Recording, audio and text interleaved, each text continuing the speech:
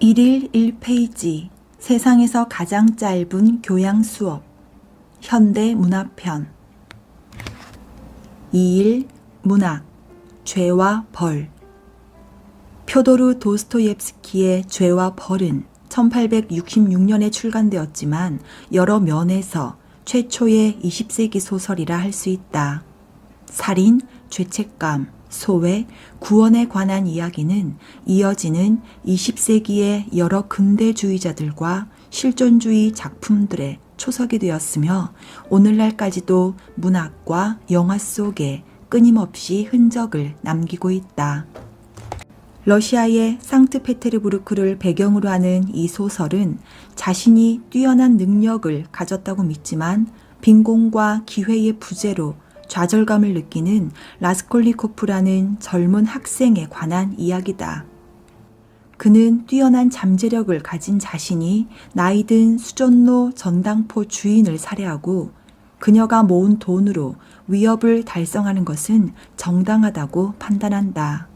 그러나 자신의 계획을 실행에 옮기는 와중에 당황하여 강도 행각은 망친 채 돈은 훔치지도 못하고 두 번째 살인을 우발적으로 저지르게 된다. 실패로 고뇌하던 라스콜리코프는 불안감에 빠져 자신의 진짜 범행 동기가 무엇이었는지 돌아보게 된다. 그 사이 그가 범인이라는 증거를 찾았는지 찾지 못했는지 알 수 없는 한 수사관에게 쫓긴다. 죄와 벌은 라스콜리코프의 동기와 정신 상태를 복잡하게 탐구했다는 점에서 최초의 심리 소설로 꼽히며 지금까지도 가장 위대한 심리 소설로 평가받는다. 그와 동시에 이 작품은 서스펜스를 불러일으키는 놀라운 작품이기도 하다. 독자들이 라스콜리코프가 잡힐 것인지 자수할 것인지 궁금해하면서 긴장감은 고조된다. 사실 생계형 범죄 소설 작가의 책들이 그렇듯이 죄와 벌도 1년 동안 연재된 뒤에 출간되었다. 이 소설은 도박 빚에 허덕이던 도스토옙스키에게 빚을 갚을 수 있도록 금전적인 횡재를 가져다 주었고 출간 즉시 레프 톨스토이 같은 동시대 작가들로부터 획기적인 작품이라는 찬사를 받았다. 그 후 지그문트 프로이드, 프리드리히 니체, 장폴 사르트르, 알베르 까미를 비롯한 사람들이 이 작품에서 직접적인 영향을 받았다고 밝혔다. 8. 인물 알베르트 아인슈타인 20세기 천재의 전형을 보여준 인물이 있다면 그것은 알베르트 아인슈타인일 것이다. 누구도 이 독일 태생의 물리학자만큼 현대 과학과 기술에 지대한 영향을 끼치지는 못했다. 그의 생각은 과학자들이 우주를 바라보는 상식을 바꿔 놓았으며 한 세기 동안 발생한 대부분의 기술 발전에 초석을 놓아주었다. 아인슈타인은 1905년에 스위스 특허 사무소에서 기술 보조로 일하면서 여가 시간에 집필했던 4편의 논문을 물리학 연보에 제출했는데 그것들이 세상을 바꾸었다. 한 편의 논문에서 아인슈타인은 빛이 파동과 미립자의 형태로 이동한다고 선언하며 광량자설에 대한 최신 정보를 소개했다.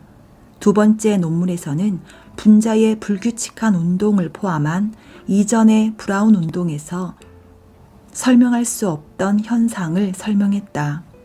제출한 논문들 중에 가장 유명한 논문에서는 상대성에 대한 특별한 이론의 개요를 소개하면서 과학에서 가장 유명한 공식이 된 에너지는 질량 곱하기 빛의 속력의 제곱과 같다를 발표했다.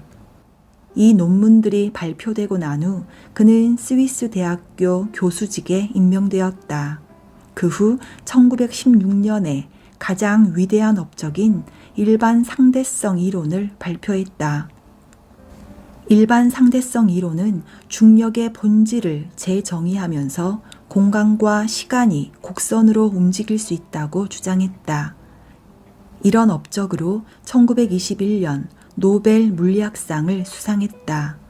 아인슈타인의 이론들은 당시에나 지금이나 대중이 이해하기는 어렵지만 그 영향만은 분명했다.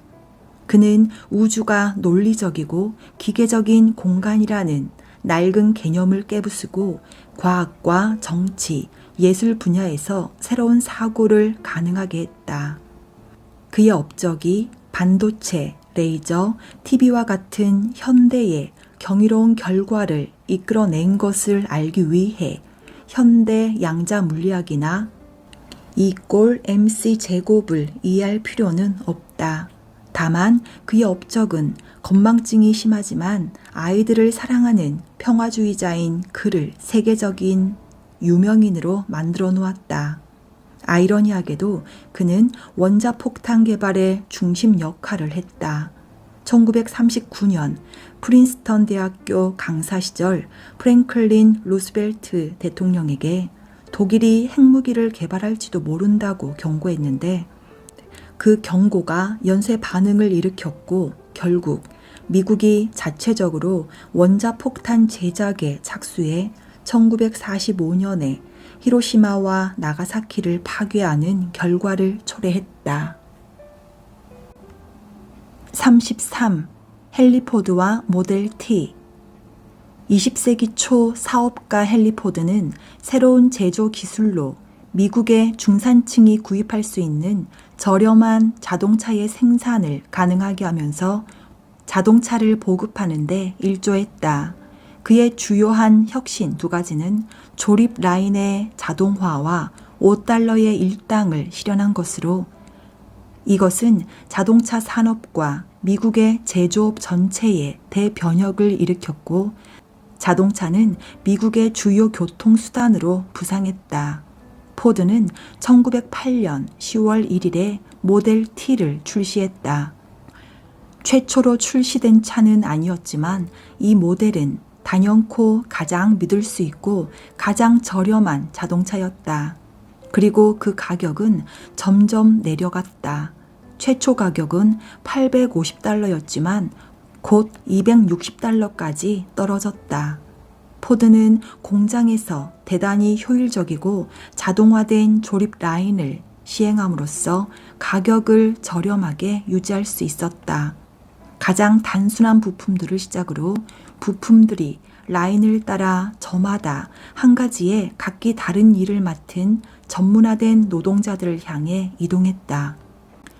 이 과정을 통해 모델 T는 93분 만에 완성될 수 있었다.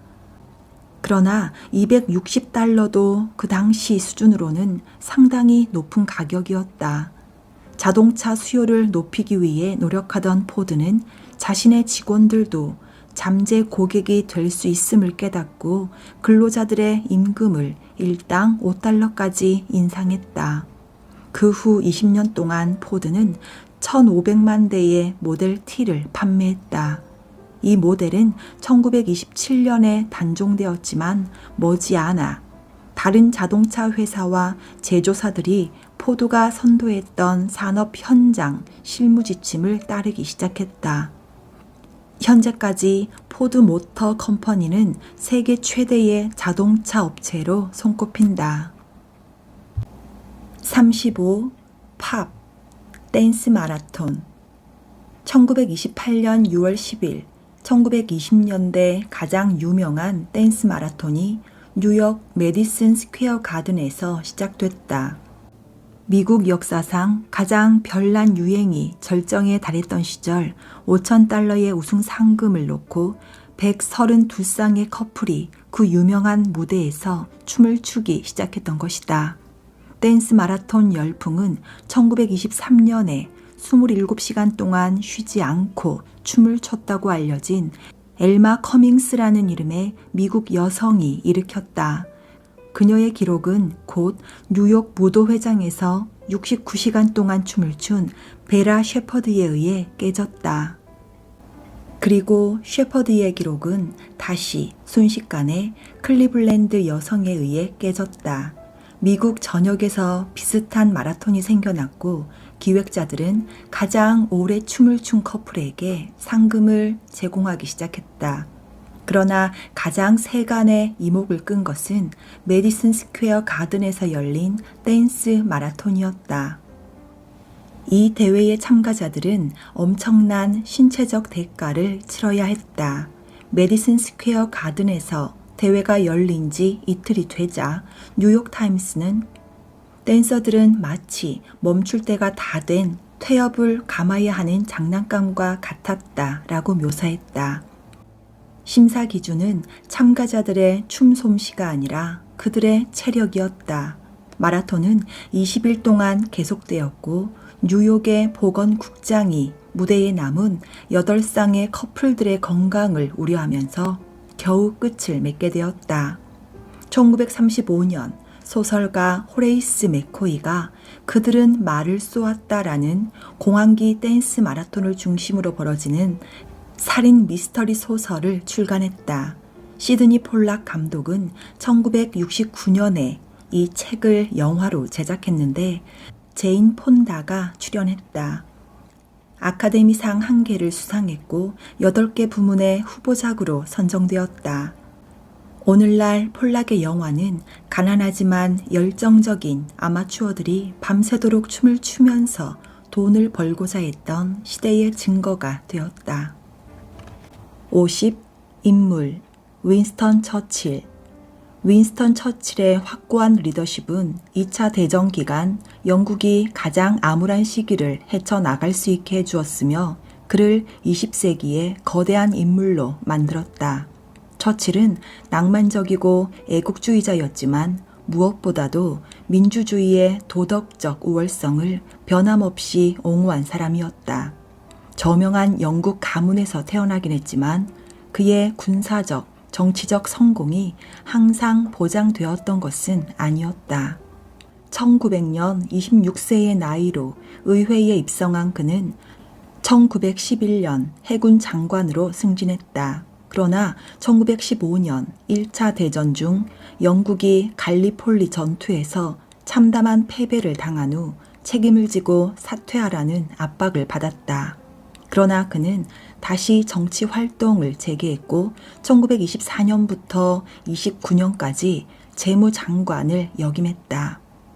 그러나 영국을 근본 위제로 되돌리겠다는 그의 결정은 완전한 실패로 판명되어 1930년대의 대부분을 정치적으로 방황하며 보냈다.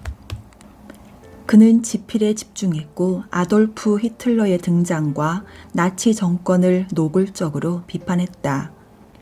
그는 네빌 체인벌린 수상의 유화 정책을 격렬하게 반대했는데 1940년 체인벌린 수상이 사임하자 그 뒤를 이어 수상이 되었다. 그는 즉시 시험대에 올랐다. 그해 6월 독일이 프랑스를 물리치면서 영국 또한 1066년 이후 처음으로 독일의 침략을 당할 위기에 놓였기 때문이다.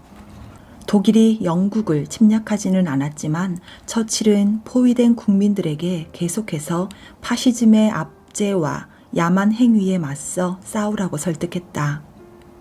영국은 이탈리아와 독일을 상대로 연이은 군사적 성공을 이뤘으며 미국과 소련이 연합군에 합류해 추축군을 물리치기 전 전세를 역전시켜 놓았다. 연합군이 승리를 이룬 후 처칠은 위대한 지도자로 찬사를 받았고 서양 역사상 전설적인 인물로 남게 되었다. 이후 별탈 없이 수상 재임 기간을 끝냈고 그는 말년에 건강 악화로 고생하다가 90살에 사망했다. 102. 영화 오즈의 마법사. 토토, 내가 더 이상 캔자스에 있는 것 같은 기분이 들지 않아. 판타지, 음악, 코미디, 서스펜스, 특수효과라는 독특한 조합을 가진 오즈의 마법사는 영화 역사상 가장 사랑받는 영화 중 하나다. 노란 벽돌길에서 도로시의 반려견 토토와 집처럼 좋은 곳은 없어 라는 대명사까지 이 영화에 관한 거의 모든 것이 미국 전통 문화에 포함되었다. 이 영화는 프랭크 바움의 1900년도 소설을 영화한 것으로 미국 대중문화 속에서 가장 널리 알려진 노래가 실려 있다. 주디 갈랜드가 혐오스러운 이웃의 괴롭힘에서 벗어나기 위해 토토와 도망치고 싶어하는 캔자스 농장에 사는 고아 소녀 도로시를 연기했다. 토네이도가 발생한 와중에 도로시는 머리를 맞고 의식을 잃었는데 꿈속에 그녀와 토토는 회오리 바람에 의해 마녀와 난쟁이들, 다른 이상한 캐릭터들이 사는 오즈라는 즐거운 땅으로 옮겨진다. 이 영화의 기본 줄거리는 길을 잃은 아이가 집으로 돌아오는 여정에 관한 것인데 도로시는 여정 중에 무서운 시험을 연속적으로 겪게 된다. 다행스럽게도 도로시는 허수아비, 겁쟁이 사자, 그리고 양철 나무꾼과 친구가 되어 함께 여행하면서 그들의 소원을 이룰 수 있도록 도와준다. 주디 갈랜드가 16세에 연기한 도로시는 그녀의 최고의 역할로 남았다. 그녀의 몇몇 노래는 스탠더드가 되었는데 특히 미국 영화연구소가 2004년 역사상 최고의 영화 음악으로 꼽는 오버 더 레인보우가 그렇다. 주목할 만한 특수 효과로는 도로시가 오지에 처음 떨어졌을 때 화면이 젓갈색 톤의 흑백에서 테크니컬러로 바뀌는 장면이 있다. 오즈의 마법사와 또 다른 MGM 작품인 바람과 함께 사라지다는 할리우드에서 컬러 영화가 보급되는데 큰 영향을 주었다.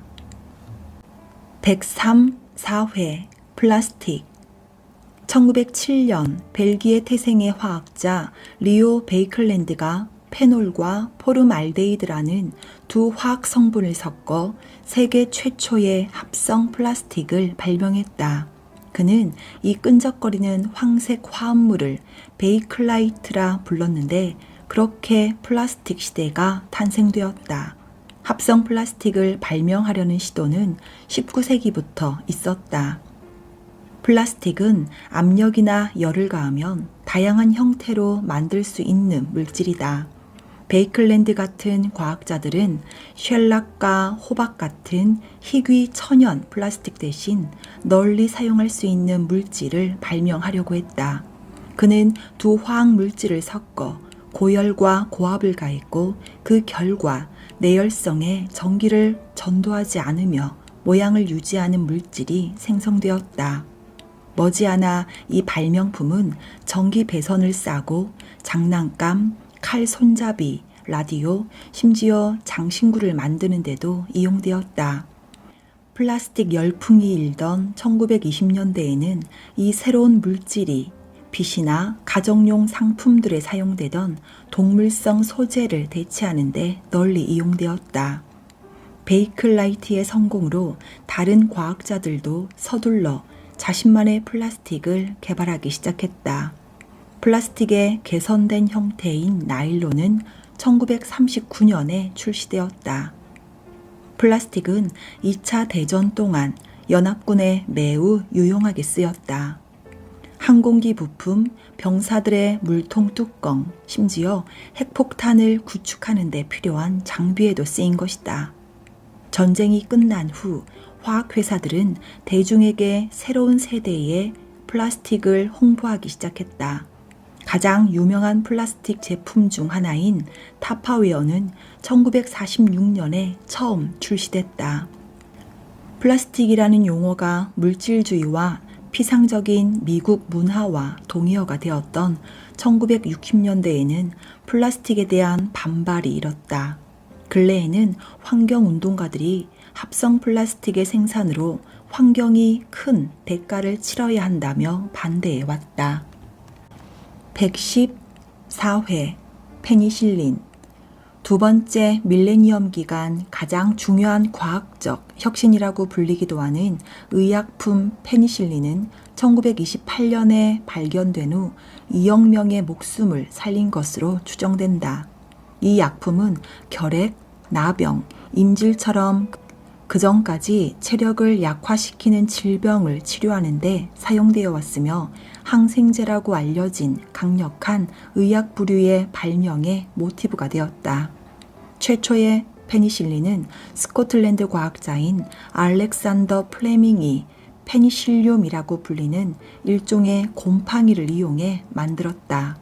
플레밍은 런던에 있는 병원에서 실험을 하다가 이 약품이 여러 질병을 유발할 수 있는 아주 작은 유기체인 박테리아의 확산을 막는다는 사실을 알아냈다. 처음에는 페니실린의 중요성을 아무도 깨닫지 못했고 1939년이 되어서야 사람을 치료하는 데 쓰이기 시작했다. 그해 하워드 플로리와 언스트 체인이 사람의 질병에 대한 페니실린의 효과를 테스트하면서 노벨상 위원회는 1945년 플레밍, 플로리, 체인에게 공동으로 노벨 의학상을 수여했다. 페니실린의 효과는 2차 대전 중 대규모로 사용되면서 가장 뚜렷하게 드러났다. 그 전에 발생한 미국 남북전쟁과 1차 대전 같은 전쟁에서는 의사들이 스트리크닌과 비소 같은 가공되지 않은 의약을 사용해 감염을 치료할 수밖에 없었다. 이런 혼합물은 환자들에게 도움이 되기는 했지만 사람의 몸에 독성 효과를 남기기도 했다. 큰 부작용이 없었던 페니실린은 수천 명의 연합군 병사들의 목숨을 구했다. 그렇다고 페니실린에 아무런 문제가 없었던 것은 아니다. 페니실린은 대량 생산이 대단히 어려웠기 때문에 2차 대전 중 페니실린이 간절히 필요했던 과학자들이 이웃들에게 페니실린 생산에 필요한 주방 곰팡이를 모아달라고 부탁했을 정도였다. 전쟁이 끝난 후 과학자들은 페니실린을 생산할 수 있는 더욱 빠른 방법을 발견했고 새로운 종류의 항생제도 개발했다. 페니실린은 현재까지 가장 널리 이용된 항생제이며 지금도 특정한 부류의 감염병 치료용으로 처방된다.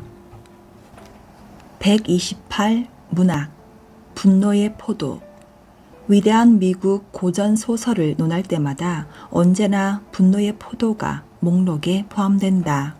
캘리포니아주 출신의 존 스타인백이 저술한 이 강력한 작품은 미국의 가난한 이민자 농부들의 역경을 미국인들에게 일깨워 주었으며 지금까지도 영문학 시간에 주요 과제로 활용되고 있다. 소설은 1929년부터 30년대 중반까지 미국 경제가 마비되면서 실업률이 걷잡을 수 없어지고 대대적인 가난과 굶주림이 발생했던 대공황 시기를 배경으로 한다. 공황의 무게는 미 서부 농부들에게 특히 큰 짐이 되었는데 가뭄과 무책임한 농업 활동에 기인한 먼지 폭풍이라는 천재 지병까지 발생하면서 대부분의 경작지가 황폐해졌기 때문이다. 분노의 포도는 고난의 먼지 폭풍을 피해 이른바 오키카라고 불리는 오클라호마주 사람들 수천 명과 미국의 66번 국도를 따라 캘리포니아주를 향해 서쪽으로 이동하던 오클라호마주 출신의 농부 가족 조드 일가의 이야기를 그린다. 조드 가족은 강하고 단호한 마 조드를 중심으로 움직이는 전형적인 선량한 부류의 사람들이지만 결국은 마의 전과자 아들 톰에게 이끌린다. 곧 부서질 듯한 트럭에 3대가 올라탄 채 그들은 캘리포니아주에서 일자리와 새로운 삶을 찾으려고 한다. 그 과정에서 그들은 비극을 접하게 되지만 몇몇 가족 구성원들은 그 사건을 통해 한층 더 강해진다. 분노의 포도는 미국의 사회 저항 소설의 계보를 잇는 작품이다. 이 유형의 작품으로는 해리엇 비처 스토의 반노예 제도 소설 톰 아저씨의 오두막과 시카고 도축장의 어두운 상황을 폭로한 업턴 싱클레어의 밀림이 있다. 스타인백의 소설이 전 세계적으로 찬사를 받았던 것은 아니다.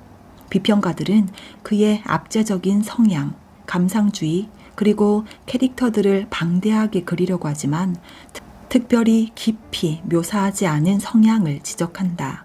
그럼에도 스타인백의 스토리텔링 기법은 분명 효과적이고 그의 작품은 미국 역사상 가장 어려운 시기를 혹독하게 일깨워주는 소설로 남아있다. 131. 사회 핵폭탄. 1945년 8월 6일 미국은 암호명 리틀보이라는 작은 우라늄 기기를 일본의 히로시마로 떨어뜨려 12만 명에서 14만 명에 이르는 목숨을 앗았다. 오늘날까지도 세계 정치 속에 핵무기 전쟁은 큰 역할을 차지하면서 핵폭탄 개발과 폭파의 의미는 이런 파괴적인 인명 손실을 훨씬 넘어서는 파문을 일으키고 있다. 핵폭탄은 20세기 최고의 두뇌를 동원한 맨하튼 프로젝트라고 알려진 극비 정책을 통해 개발되었다. 닐스 보어, 엔리코 페르미 같은 맨하튼 프로젝트에 참여했던 여러 과학자들은 미국이 맞서 싸우던 추축국에서 추방된 사람들이었다. 원자력 사용에 대한 연구는 원래 나치가 이미 그들만의 핵무기를 개발해서 시험하고 있을 것이라는 두려움에서 비롯되었다. 2차 대전에서 핵폭탄을 사용한 것은 예나 지금이나 큰 논란이 되고 있다. 옹호론자들은 일본의 가미가제 같은 자살 특공대원들이 연합군의 승리가 임박한 상황에도 전혀 투항할 기미를 보이지 않았기 때문에 핵폭탄이 전쟁의 종식을 앞당기면서 결국 무수히 많은 병사들의 삶을 구했다고 주장한다.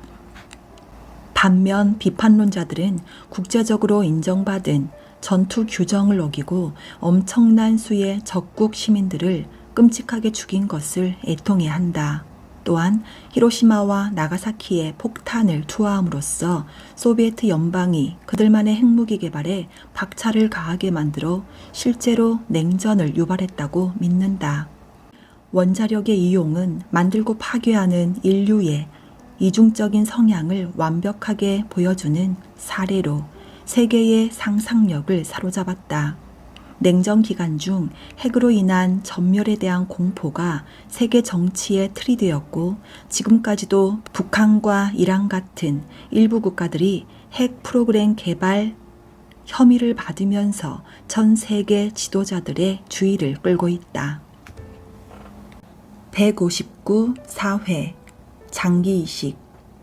1954년 조셉 머레이라는 이름의 미국인 외과의가 일란성 쌍둥이 한 명으로부터 신장을 적출해 다른 한 명에게 이식한 것이 최초의 성공적인 장기 이식이었다.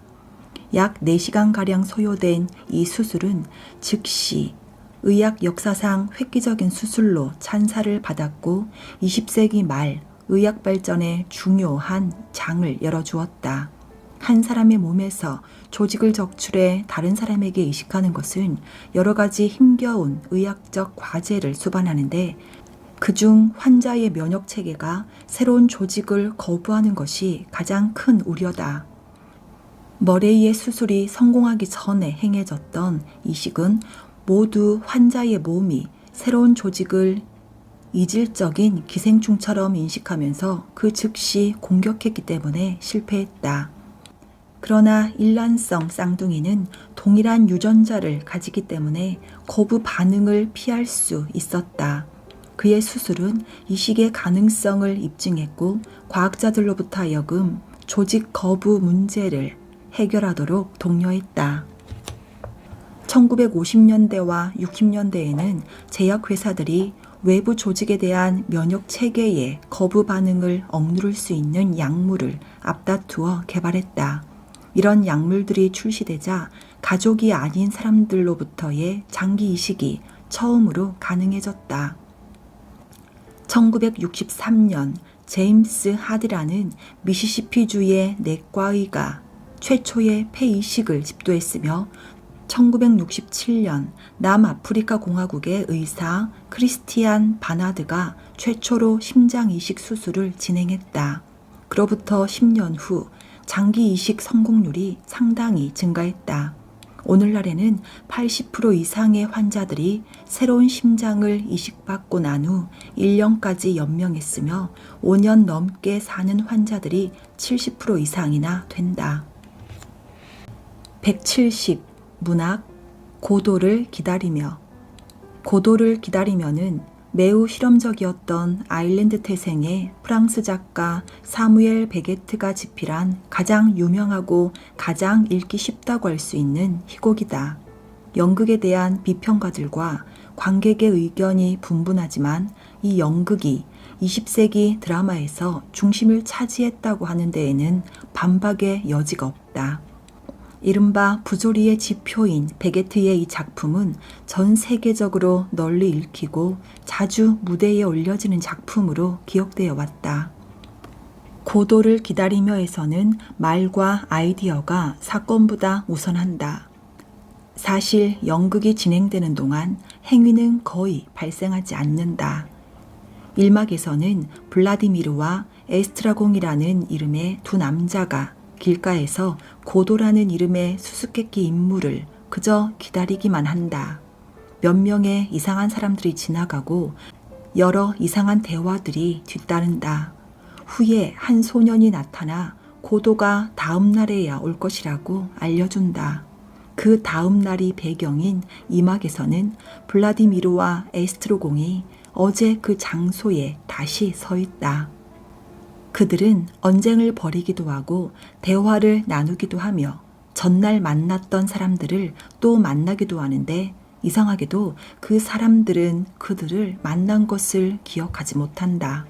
마침내 전날 등장했던 소년이 다시 등장해서 고도가 오지 않을 것이라고 알려준다. 블라디미르와 에스트라공은 집에 가자고 말은 하면서도 연극이 끝나는 순간까지 길 위에서 기다리기를 그만두지 않는다. 아마도 그 어떤 작품보다 고도를 기다리며가 부조리극의 발전에 영향을 주었을 것이다. 부조리극이란 20세기 중반에 특히 프랑스에서 있었던 드라마의 주요 운동이다.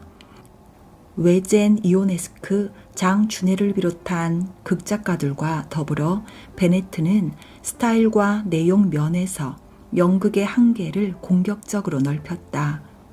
부조리극은 텅 비어 있거나 최소한만 갖춘 세트, 기이한 대화나 독백, 여러 해결되지 않은 문제가 담긴 의미 없어 보이는 줄거리라는 특징을 가지고 있다. 사실 고도를 기다리며에서 베게트는 가장 큰 질문인 고도가 누구인가 라는 질문을 답하지 않은 상태로 내버려 둔다. 180. 제3세계. 냉전 초반에는 정치 이론가들이 세상을 세 부분으로 나누면서 민주주의를 제1세계로, 공산주의를 제2세계로, 그리고 어느 쪽에 속하지 않던 개발도상국들을 제3세계로 구분했다.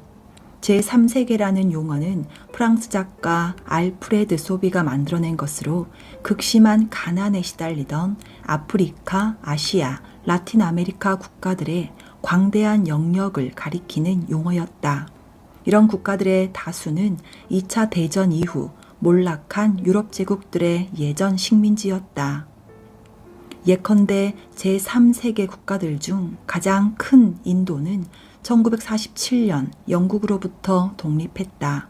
네덜란드는 1949년 인도네시아의 독립을 인정했고 프랑스는 1956년 모로코의 독립을 주었다.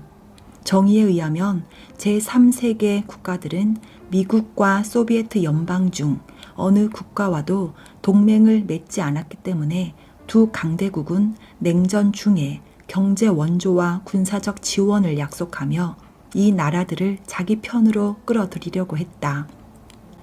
사실 제3세계는 두 강대국 사이에 전투가 벌어지는 주요 전쟁터였다.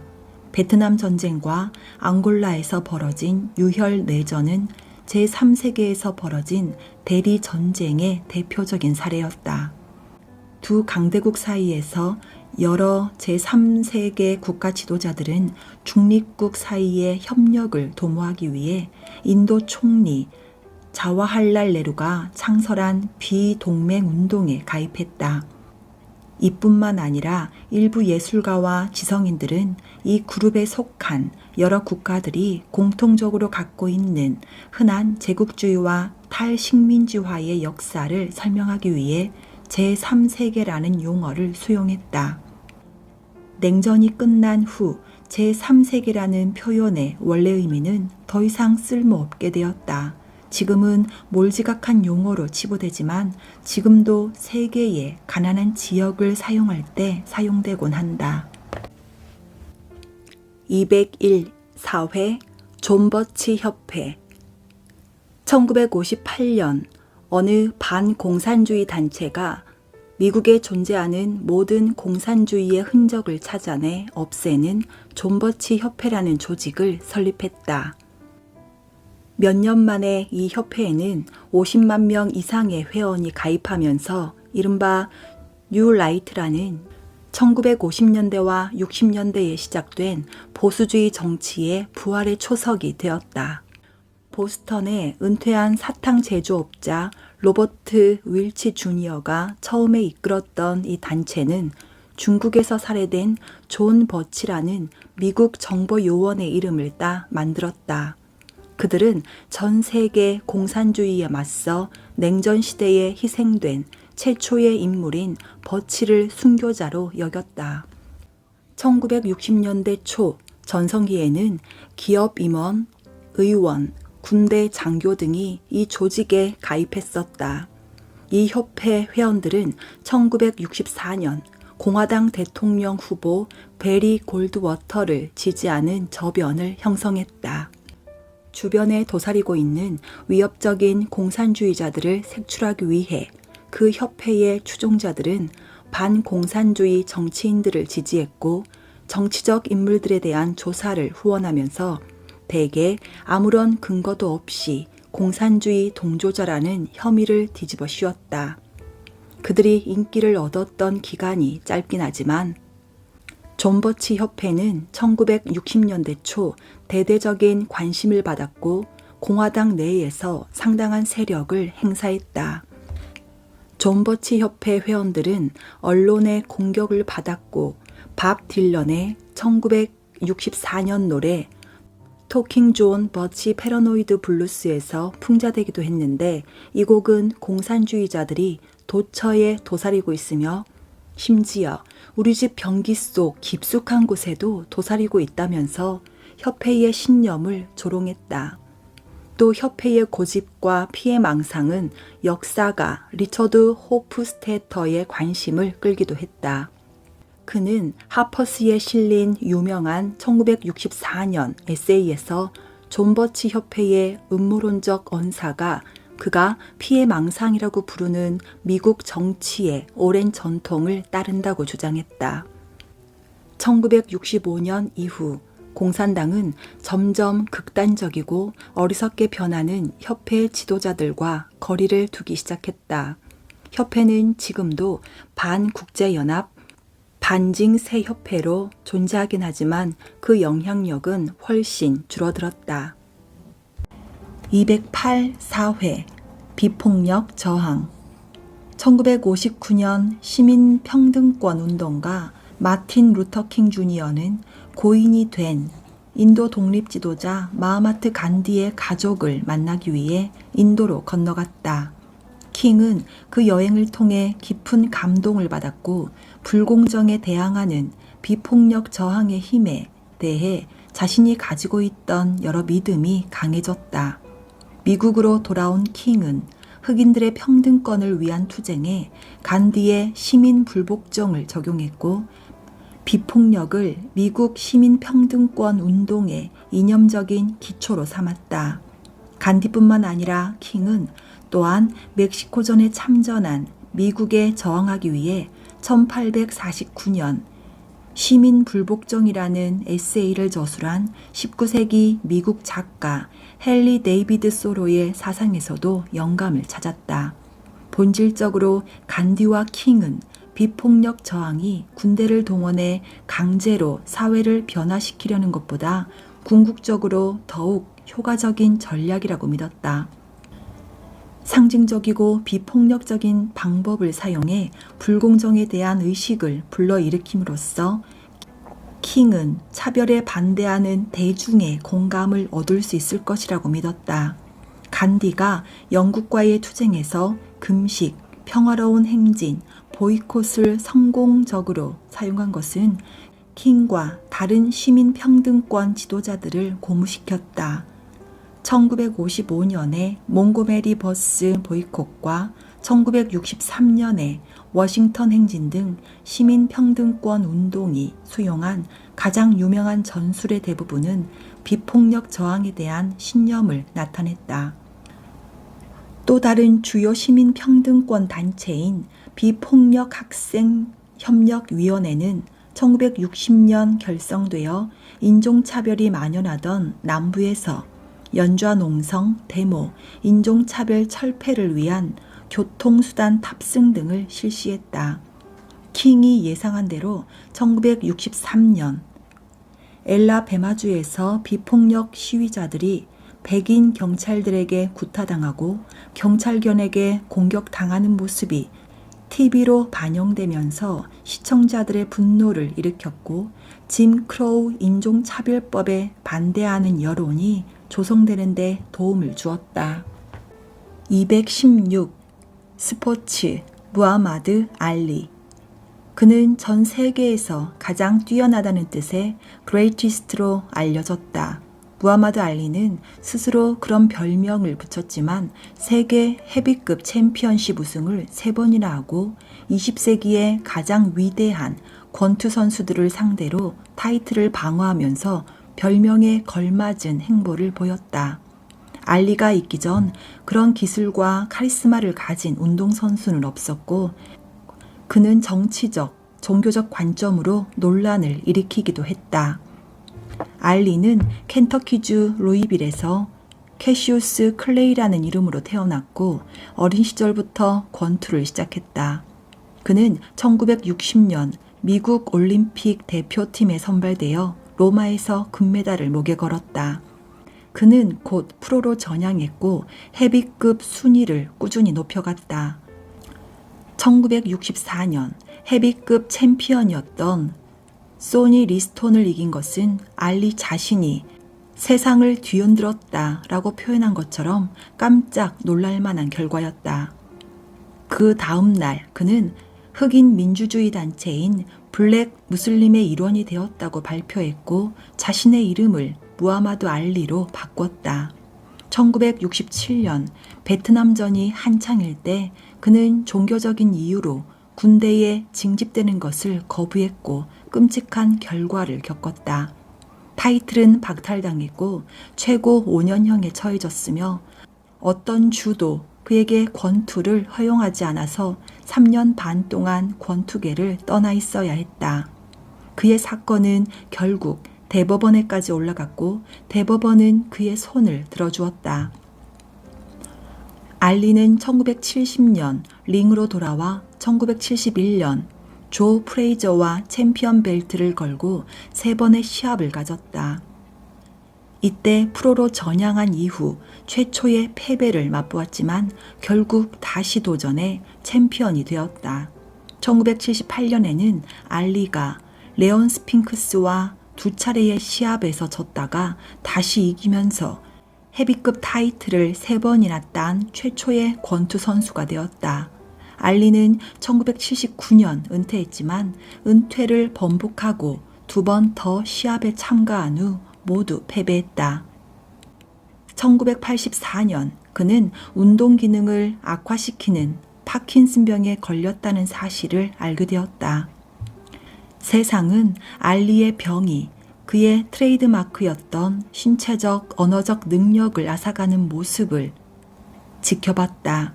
그러나 그는 여전히 세상을 돌아다니며 인도주의적 활동을 했고 1966년 애틀랜타 올림픽 개막식에서 성화에 불을 붙이는 특별한 순간을 보이기도 했다.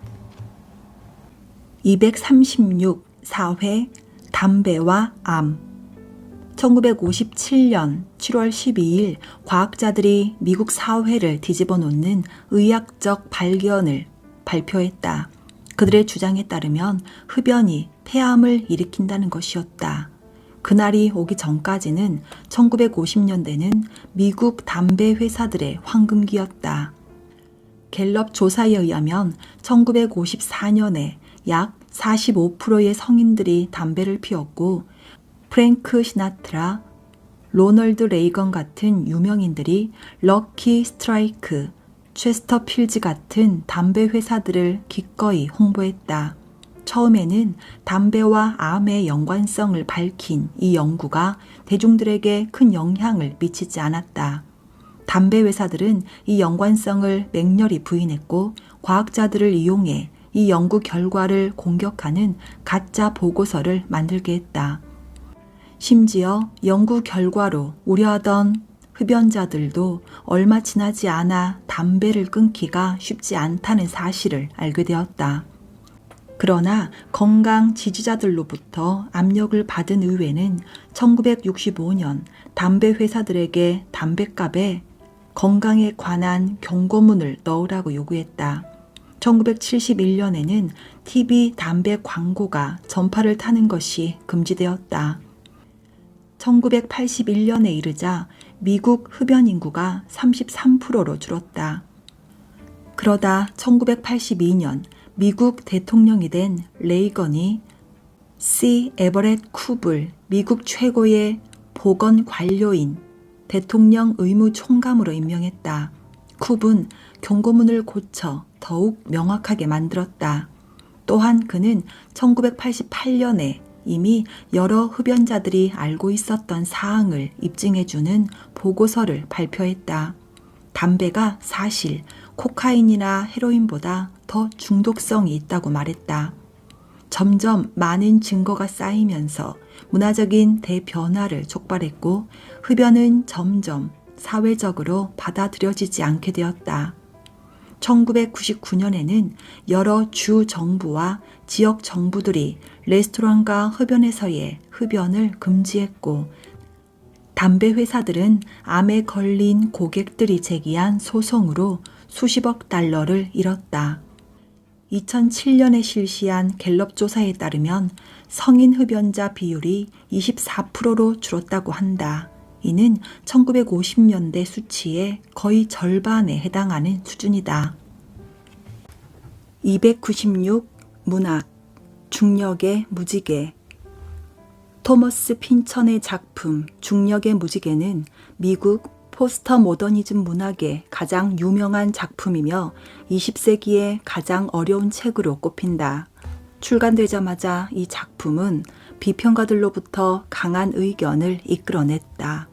어떤 비평가들은 오만하고 잘 읽히지도 않는 책이라고 매도한 반면 어떤 비평가들은 제임스 조이스의 모더니즘 걸작 율리우스의 비견대에는 포스트 모더니즘 작품이라고 칭찬했다. 중력의 무지개는 2차 대전 말기 독일군이 기술적으로 발전된 새로운 V2 로봇을 런던 전역에 투하한 때를 배경으로 한다. 줄거리는 타이런 슬로스롭이라는 이름의 미군 중위를 중심으로 대략적으로 흘러가는데 그가 성관계를 갖는 장소마다 며칠 후면 독일 로켓이 투하되는 것처럼 보인다. 슬로스롭의 예측 능력을 알게 된 연합군 사령관은 그를 조사하기 위해 데려갔다. 전쟁이 끝날 무렵 그는 도망을 치고 유럽 여기저기를 돌아다닌다.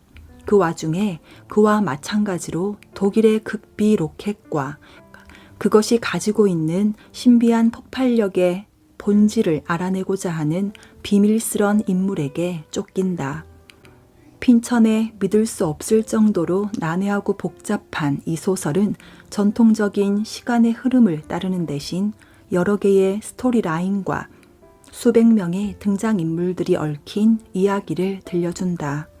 이 이야기는 수학 공식, 노래, 다른 지엽적인 흐름으로 어지럽고 페이지마다 음악에서 로켓 과학, 타로 카드에 이르는 다양한 것들에 대한 암시와 언급으로 가득 차 있다. 중력의 무지개가 명목상으로는 2차 대전에 관한 책이지만 피해망상, 전쟁, 성, 죽음, 현대적인 생활, 심지어 의미의 본질 그 자체에 이르기까지 폭넓은 주제를 다룬다. 이 소설은 실제, 역사적 사건, 초현실적인 요소, 그리고 지대한 영향을 미치는 음모 이론을 담아 음울한 희화적 잡탕으로 만들어 놓았다. 조세 펠러의 캐치 22나 커트 보니것의 캐치 크레이들과 비슷하지만 훨씬 더 복잡하다. 그 결과 현대에 더욱 불가사의하고 어지럽고 매력적인 책으로 남게 되었다. 306 사회 동성애자 인권 1948년 생물학자 알프레드 킨제이가 킨제이 보고서라는 수천 명의 남성들의 성생활을 살펴본 800쪽 분량의 저서를 출간했다. 킨제이의 조사 결과 중 가장 논란이 많았던 점은 37%의 남성들이 살면서 적어도 한 번 이상의 동성애 만남을 가진 적이 있다는 내용이었다. 이는 그 당시 대부분의 미국인들이 생각하는 것보다 동성애가 훨씬 더 흔하다는 것을 의미했다. 킨제이의 조사 결과는 동성애에 대한 태도가 바뀌는데 이바지했지만 미국에서 동성애자인 남성과 여성들에 대한 아주 오래된 선입견과 법적 규제가 사라지기까지는 수십 년이 더 걸렸다. 동성애는 고대 그리스에서 수용되었고 일부 사회에서는 자연스러운 일이기도 했다. 그러나 특히 기독교 같은 대부분의 주요 종교들은 동성애를 비난했다. 미국에서는 대부분의 주가 남색을 불법으로 규정했고 많은 미국인들이 역시 동성애를 부도덕하다고 여겼다. 1950년대와 60년대에 동성애자들에게 불리한 법률을 완화시키려는 조직적인 노력이 시작되었다. 1950년대 초기 동성애자 인권단체인 마타신 소사이어티가 캘리포니아 주에서 창설되었다. 1969년 6월 26일 미국의 동성애자 인권 운동의 진정한 시초로 여겨지는 이른바 스톤월 항쟁이 이런 노력을 확대했다. 이 사건의 스톤월은 뉴욕 그리니치 빌리지에 있는 한 게이바의 이름이다. 이곳에서 게이와 레즈비언 한 무리가 경찰의 급습에 맞서 싸우면서 3일 동안 폭동을 일으켰다.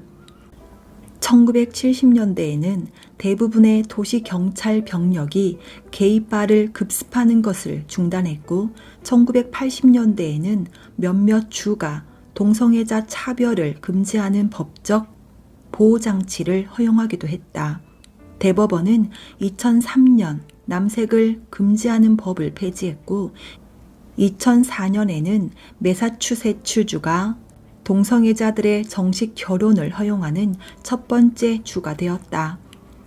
그러나 동성애자의 군입대 금지를 비롯해 동성애에 반하는 여러 규칙들이 지금까지도 남아있다. 1999년 빌 클린턴 대통령은 주들이 다른 관할권에서 행해진 동성 결혼을 무시할 수 있는 연방결혼보호법에 서명했다.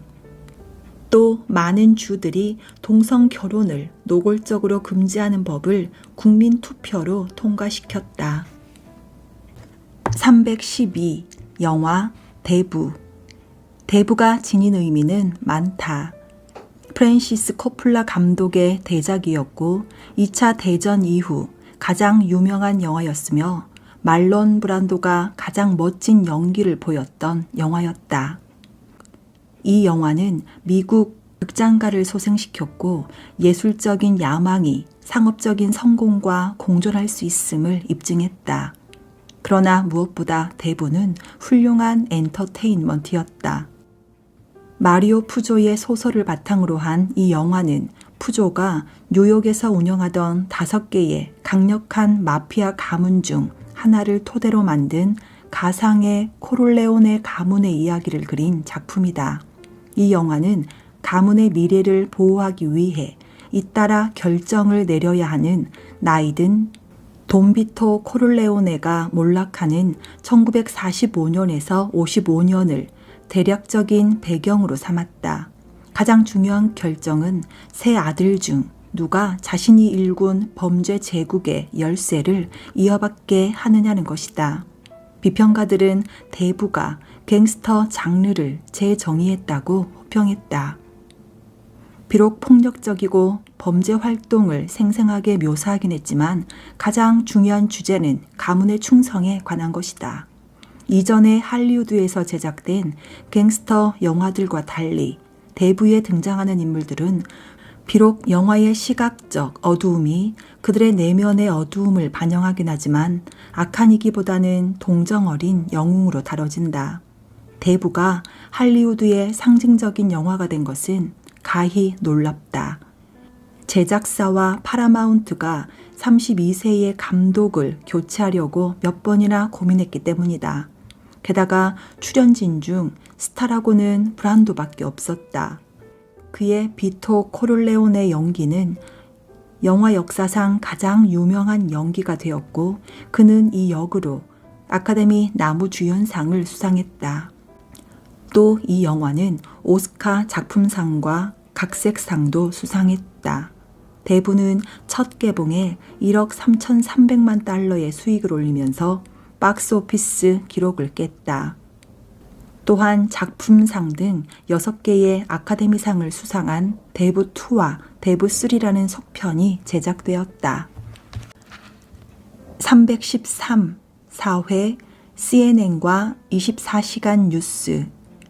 1980년 이전에는 대부분의 TV 뉴스가 정규방송 채널에서 1시간으로 구성되어 30분은 지역 뉴스를, 30분은 국내 뉴스를 방송했다. 그러나 그 해에 케이블 뉴스 네트워크라고 불리는 애틀랜타의 신생 케이블 방송이 생방송으로 논스톱 뉴스를 시작했고 곧 언론 비즈니스의 대변혁을 일으켰다. 기업가 테드 터너가 설립한 CNN은 판돈이 많이 걸린 도박이었다.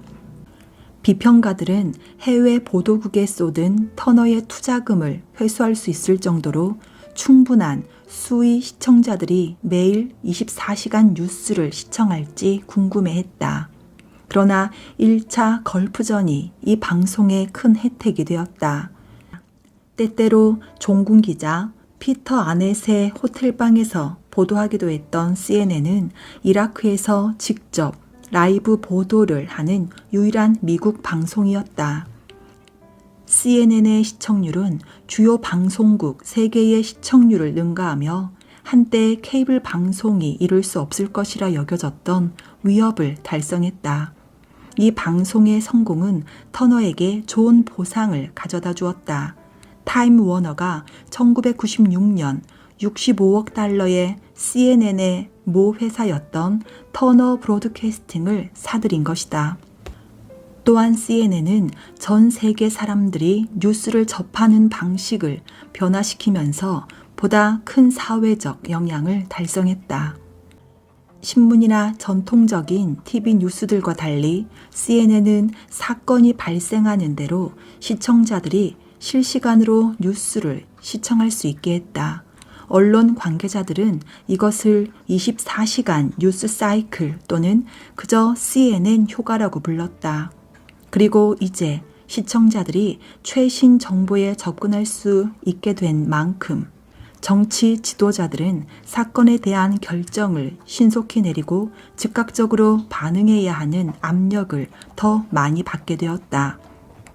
CNN의 성공에 뒤이어 몇몇 다른 뉴스 전용 채널들이 방송을 타기 시작했는데 그 중에는 MSNBC, CNBC, 폭스 뉴스를 비롯해 CNN 헤드라인 뉴스처럼 CNN에서 파생된 몇몇 채널들도 있다. 보다 최근에는 인터넷 뉴스가 생기면서 CNN이 개척한 24시간 뉴스 사이클의 지배를 확고히 했다. 324. 문학. 참을 수 없는 존재의 가벼움. 체코 소설가 밀란 쿤테라의 참을 수 없는 존재의 가벼움은 아마도 근대 동유럽 소설 중 가장 뛰어난 작품일 것이다.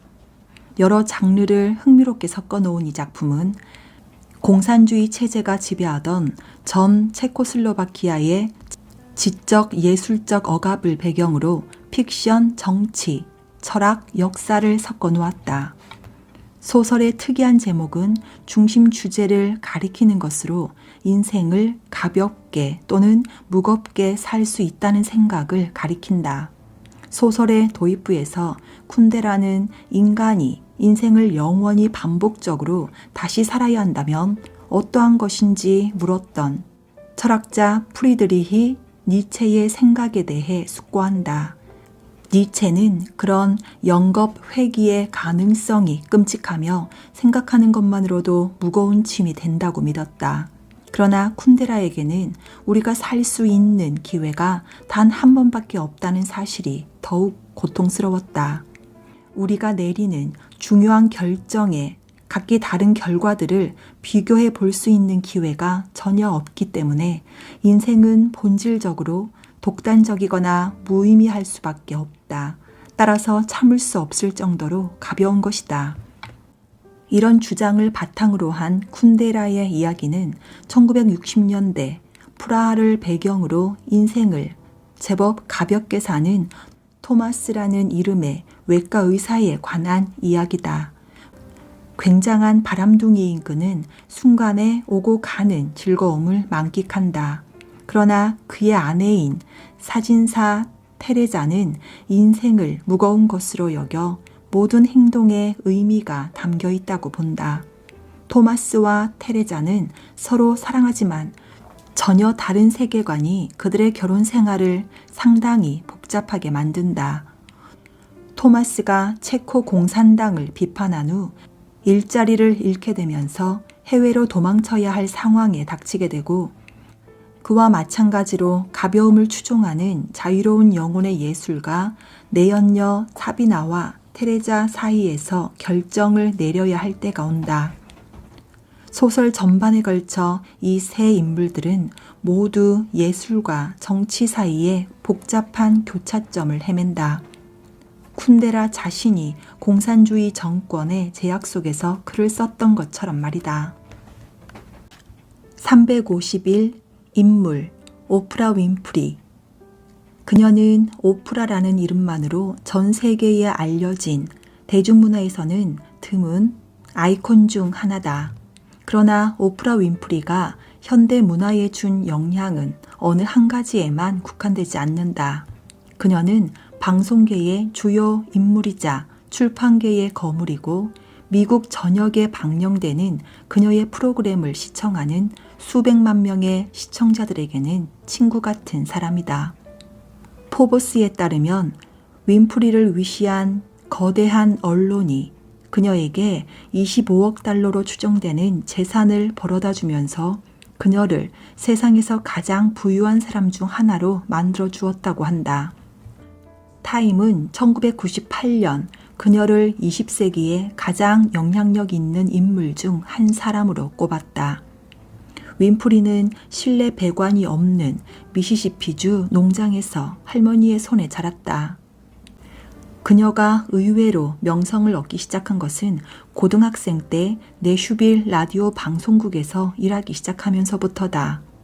그녀는 19세 때 이미 내슈빌의 WTVF-TV에서 가장 젊은 앵커이자 최초의 아메리칸 여성 앵커가 되어 있었다.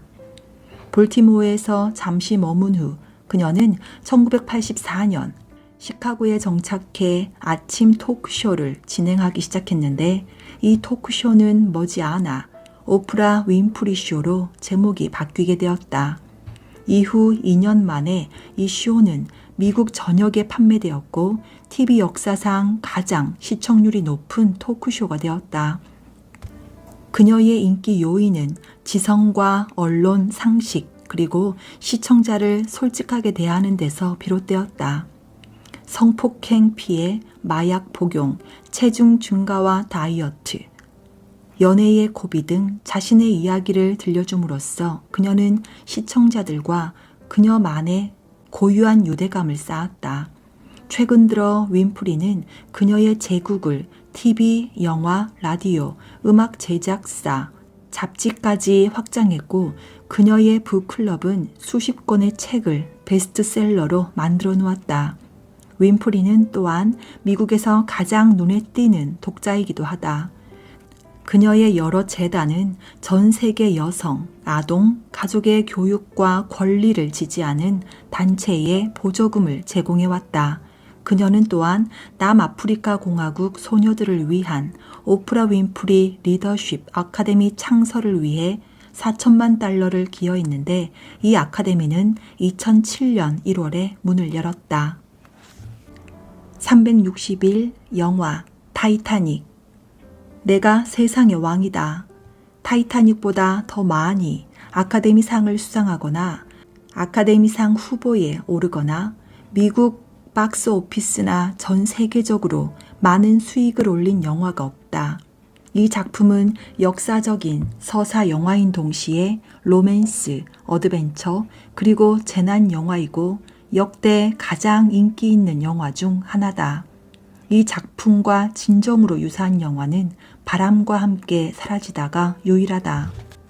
제임스 카메론은 그 당시 할리우드 역사상 가장 비쌌던 약 2억 달러의 예산으로 타이타닉을 연출했다. 이 영화의 개봉이 1997년 여름에서 그해 12월로 연기되었을 때 많은 비평가들은 이 영화가 흥행에 참패해 어마어마한 비용을 회수하지 못할지도 모른다고 짐작했었다. 그런 비평가들의 생각은 틀렸다. 이 영화는 1912년에 침몰한 RMS 타이타니코의 이야기를 현재 시점에서 과거를 회상하는 형태로 들려준다. 첨단 원양 전기선인 RMS 타이타니코는 절대 침몰하지 않을 것으로 여겨졌었다. 줄거리는 상류계층의 10대 소녀 로즈 드윗 부카터와 가장 낮은 3등 선실에 머무는 자신만만한 소년 잭 도슨의 사랑을 중심으로 진행된다. 물론 그들의 연애 위로 타이타니코의 불운이 드리워진다. 카메론 감독은 크고 작은 몇 개의 타이타닉 모형들을 이용하는 등 놀라운 특수 효과로 거대한 배의 침몰을 재현했다. 그런 모형들 중에는 268m에 달하는 타이타닉 원형의 90% 크기로 제작된 것도 있었다. 일부 비평가들이 시나리오가 탄탄하지 못하고 윈슬렛과 디카프리오의 사랑이 지나치게 진부하다고 지적하기도 했으나 전 세계 관객들은 그런 비평가들의 지적에 동의하지 않았다. 아카데미상 수상식에서 카메론 감독은 잭 도슨의 대사를 인용해 내가 세상의 왕이다 라고 외쳤다. 362 사회 유럽연합. 과거의 적국들을 단일 깃발 아래 모은 27개 유럽 민주주의 국가들의 국제조직 유럽연합 EU는 그 기원을 제2차 대전의 암울한 여파 속에서 찾아볼 수 있다. 전쟁으로 인한 완전한 파괴로 인해 유럽 지도자들은 향후에 빚어질 갈등을 피하고 전후의 회복 속도를 높이기 위해 보다 밀접한 정치적, 경제적 연관성을 서로 모색하게 되었다. 이탈리아, 서독, 프랑스, 벨기에, 네덜란드, 룩셈부르크 사이에서 1957년에 맺어진 로마 조약은 공동시장을 형성해 이 6개 국가들 사이에서 사람과 상품의 신속한 교류를 가능하게 했다. 아일랜드, 덴마크, 영국은 1973년에 이 공동시장에 가입했고 그리스, 포르투갈, 스페인은 자국의 민주주의가 재건된 후에 가입했다. 유럽 경제 공동체를 구축하기 위해서는 양대 세계 대전에서 모두 적국으로 맞섰던 프랑스와 독일 사이에 남아있는 적대감을 누그러뜨릴 지속적인 외교가 필요했다. 또 일부 시민들은 자국이 이 조직에 가입함으로써 자주권을 잃게 될까봐 두려워했는데 이는 여러 유럽인들이 지금까지 우려하는 점이기도 하다. 예컨대 노르웨이의 유권자들은 자주권을 보존하기 위해 EU 가입을 모두 거부했다. 그러나 냉전이 끝나고 독일이 통일하면서 유럽 통합의 속도가 빨라졌다.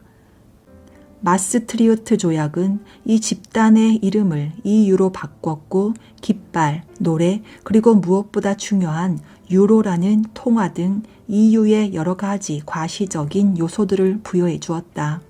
대부분의 회원 국가들은 유로를 사용하기 위해 자국의 통화를 버렸으며 이 전환 과정은 2002년에 마무리가 되었다.